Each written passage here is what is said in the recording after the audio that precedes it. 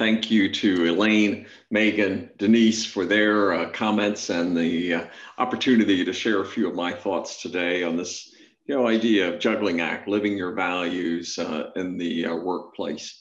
And as John said, I'm CEO of VMware.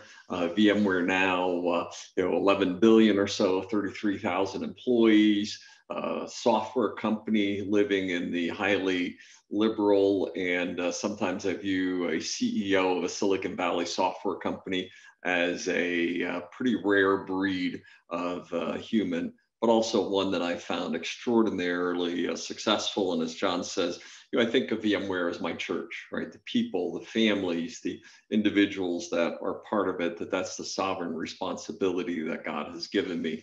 And I really have had a Cinderella career, starting as a farm boy in Pennsylvania and moving to California, start working for Intel when I was 18 years old, sort of stumbled into the role of chip designer for Intel, worked on 14 generations of microprocessors, helped create USB, Wi-Fi, 30 years, first ever CTO for the company, moved to the East Coast for 3 years with EMC, and then the opportunity 8 years ago to become the CEO of VMware.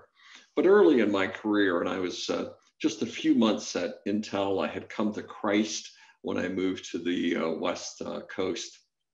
I felt God calling me to go into full-time ministry. And I'm like, no, I don't want to be a minister. I love this technology. I was good at it. I enjoyed it. And I wrestled with God. And after a couple of months of wrestling with God, like Gideon did in the Old Testament, I laid a fleece before him. I said, if this happens, I will go into ministry and leave the technology field. And as soon as I did that, the answer was, the workplace is your ministry. And that's been my life calling since then, to be a full-time workplace minister. And I would ask each one of you, how many of you are full-time ministers, right? And anybody who claims the name of Christ is a full-time minister, and a few of you vocationally are so. So then the question is, how do you use your position in the workplace to be that full-time minister, to be salt and light, to be visible? And clearly in this period of history that we're in, the opportunities to be salt and light are maybe more dramatic than ever. And as we've gone through COVID, as we've seen cultural and social strife, climate change and fires in California, crisis opens hearts, it opens doors. And the most powerful tool that you have, and I would simply say to each one of you, is ask this question to other people. When you're in one-on-one conversations, they're sharing some need, sick family member or a child that's, not well, a challenge that they're facing with a parent, health. May I pray for you? And I've asked that to thousands of people over the years, people I know who are agnostic, atheists of other religions, and simply almost everybody says, yes, you may bring my needs before your God. I'm not asking you to pray. I'm not asking you to accept my view of faith. May I intercede on your behalf and on your need? And, for it, I'd say, when we're in the workplace, we're not here as Christians to win a political debate. We're not here to be social ambassadors. We're here to touch souls for eternity. We're here to be peacemakers, winsome. When Obama was president, was God on the throne? Yes. Trump was president, was God on the throne? Yes. And maybe we have a President Biden now, is God on the throne? Yes. We're not here for political or social reasons. We're in the workplace to touch souls for eternity for Jesus Christ. I've tried to implement what I call these 5 L's of leadership. And, as now a leader, I'd say these 5 L's, I think every one of them has something for everybody. The first one is leaders lift their organization. And as I think about that, I'd say, as people watch me in the workplace and as CEO, everything you do gets watched. They sort of say, I think things are pretty tough right now. Pat's happy. Pat's knows more than I do. Things must be better. You lift the organization.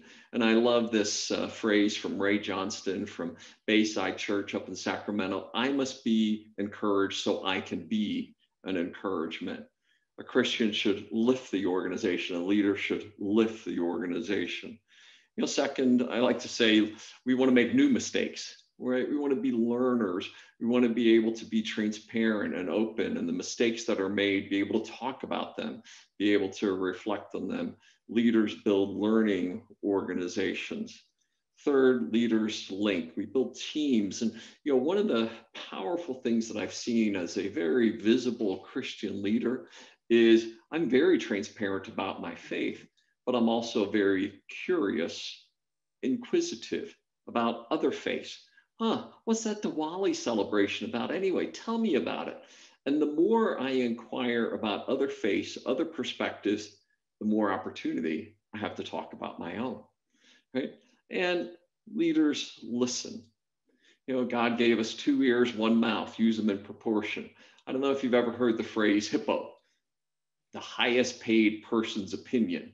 I need to be more quiet and listen more to hear the organization and be able to let others reflect their opinions before I assert mine. And that leaders listen, and they create organizations that listen and hear others. But maybe finally, and most important, is love. I love my team. I love the products. I love our vision. And I'm constantly calling the company to a higher purpose than where we are today, to be able to say, we're here, we're going to do great products, we're going to take care of our customers, but even more so, we're going to be aiming for something that's bigger than ourselves. 5 L's of leadership. But being a CEO in the workplace presents many challenges as well. And, probably the safest place to go as a Christian to talk about things that are important, eternal, and valued is the company values. And here in the middle of this slide are ours. We call us the EPIC company. We're execution, passion, integrity, customer, community. Those are the values of VMware. And when I talk about the values of VMware, it's like a sermon without scripture, right? What could be more Christian than talking about integrity in the workplace and their business practices, or talking about the role that we play for our customers, or how we're investing in our community. Values is one of the safest places that you can go as a Christian to talk about the things that are most important to you and be able to express them in the workplace. Second, and I think as Elaine mentioned, you need wise mentors, right? As we've been promised, you will be persecuted, and you need to have those people around you that are helping you and speaking into your life when you're in a point of being uncertain. I'm going to wait, right? Let me think about it, right? Give yourself time to pray, to consult with your mentors. I recall one time when Proposition 8 was heavily being debated, and there was an amicus brief being filed by a bunch of companies. My general counsel comes running to my office and says, "Pat, we need you to sign this." And I'm like, I don't know if I'm comfortable with this or not. I put them out. I started to call up some of my mentors in that process. You want to have those wise people around you who are knocking off your rough edges and helping you make good decisions, because we must be wise as serpents. One time in my Intel career, when I was there, I was asked to muzzle. I had been very vocal about my faith, and different articles were written about faith in the workplace. And the CEO asked me to muzzle. Shut up, be quiet about your faith. And I accepted the muzzle because I had made some mistakes. But as soon as I did, I knew it was the wrong thing to do. I had made a fundamental mistake because I was no longer honoring God as that workplace minister that I had committed decades earlier. A year and a half of living in a spiritual fog, and then I went to the CEO, asked for the muzzle to be lifted. He said yes to doing so. And it's like the spiritual sunshine came out the very day. I wasn't wise in some of the decisions I had made. We must be wise as serpents when we're in the workplace. As a leader, the most important person on your team, if you want to be a true workplace minister, is your head of HR. You need to be aligned with them, the values, the philosophy. They need to protect you, help you be safe in that. Your most important hire is your HR partner. When I was one time speaking, I mentioned that, I considered myself the senior minister of the church of VMware. And John Ortberg was in the front row of the audience. And John shouts out, he says, "Pat, if I paid my congregants as much as you pay yours, I'd have more come to church too." And it was obviously a very humorous moment at the time. But as a leader, your team, your company, they're your flock. And you should be thinking like a minister thinks about them. Are they healthy? Are they well? Are their families well? Investing in them. When they're ill, showing up at their bedside. May I pray for you? And finally, social responsibility. And again, a very safe place to go today as a Christian to say, are we doing the right things in our community? Can we express and participate in those ways?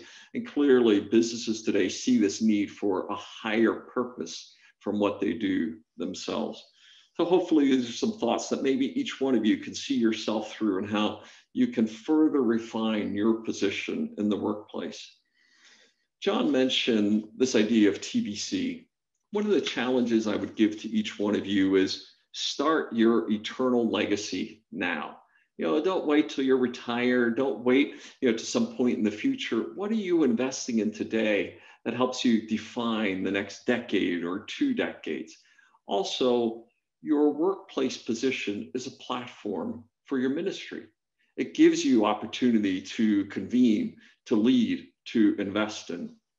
When Linda and I, my wife, we moved back to the Bay Area, she didn't want to come back. As I would say, we were living in Boston for EMC, and she sort of clawed her way across the nation. She didn't want to come back to the Bay Area, but I saw that there was a higher purpose for what God had for us in the Bay Area. And that vision was TBC, transforming the Bay with Christ, that we could truly bring together the Christian community of the Bay Area. And out of that, TBC, to unify, amplify, and multiply the cause of Christ in the Bay Area. Now, God had a plan for Linda.